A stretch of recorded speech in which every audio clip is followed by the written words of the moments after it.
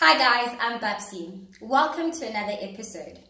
It's post the Rugby Championship weekend and I must say it was pretty interesting to watch. Let's start with the Kiwi and Pumas match. Now, it was very exciting to watch. That match was lit, mainly because Argentina came to the party. They gave it their all. You know, in that first half, it kind of seemed like the Kiwis underestimated the power, or you know, the ability of the Argentine team, and they were dominating them. They were on that ball. They were, you know, giving it their all. The first try of the match came from the Argentinian team, and you know, that was pretty exciting to watch. It gave me goosebumps. And I was really rooting for them. At some point in that match, it really did seem like it was going to be a close score. But I guess at halftime, the Kiwis regrouped and they were like, nah fam, this is not how we play. We dominate. They came back in the second half. They dominated that match. And, you know, again, they gave a score above 40.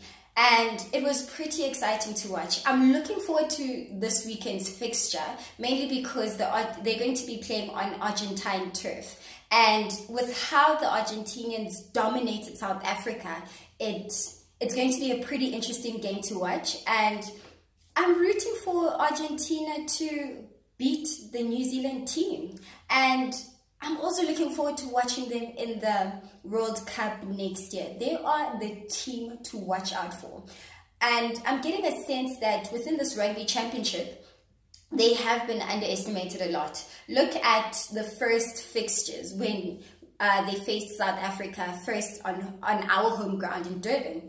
In that first half, we also underestimated them. And, you know, luckily for us, we were able to come back and win that match. And when we went onto their home turf, they didn't play games. They dominated us and they made sure that they were going to win. So they are the team to watch out for in this Rugby Championship. And then coming to the South Africa and Australia match, that was very disappointing from the South African team. You know, it wasn't a great start for them. There were so many errors that happened and it was unnecessary. And, you know, with how we've been playing lately, it's very disappointing to watch because, you know, we have great moments within the game where we are giving it our all, we are doing our best. For example, there was a point in the Saturday's match where we defended and we deprived the Aussies of a try. That defense, that wall was amazing. Like, it was thrilling to watch of how we denied them that try. But unfortunately, the fact that we can't give it our all from that very first second of the match to that last minute, it's disappointing because, you know, we need to be giving it our all from the start to the finish. We had too many handling errors. We had too many missed tackles. You know, there was also an instant when the Wallabies scored a try. Mbombeni threw that ball. Kolisi missed the catch. And, you know, that eventually afforded the Australians that try. Faf was off his game, you know, and there were certain things that I couldn't understand what was going on. And, you know, with how we've been playing lately, it doesn't look like we are going to be a team to watch out for in next year's World Cup.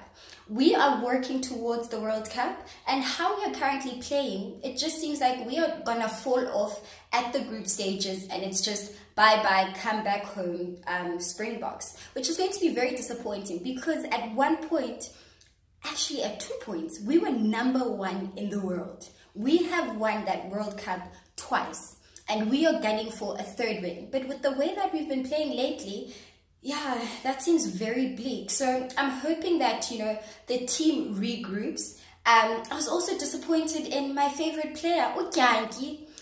He, in Saturday's match, you know, you couldn't see much of him. And, you know, with the form of the Australians, we could have beaten them.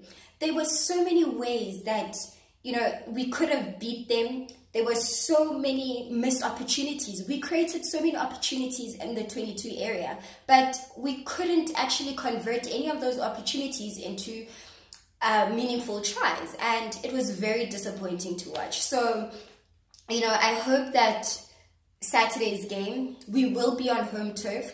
I hope that the Boks bring their all.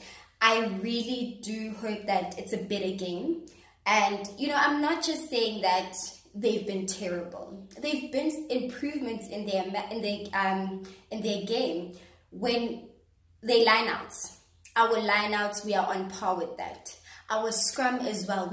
We have improvements, but we need to improve all round if we want to beat the best, to become the best. So it's going to be pretty interesting to watch. Like I said, the Argentina-New Zealand match is going to be exciting. If it goes by anything that happened this past weekend, trust that on that Argentinian turf, the Argentines are going to bring it, and they're going to give New Zealand a tough time.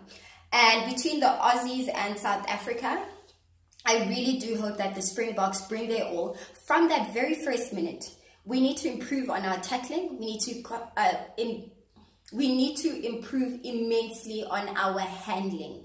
You know, I think that's also the thing that gives away the losses, and we give away unnecessary penalties. Like, why are we holding the ball for too long? Why are we not releasing it? That's unnecessary penalties against us. So let's improve our game, guys. You need to give us that world-class rugby we all know that you can play. South Africa is behind you, so don't disappoint us, guys. Anyway, that's it from me. Thank you for watching. Until next time. Bye, guys.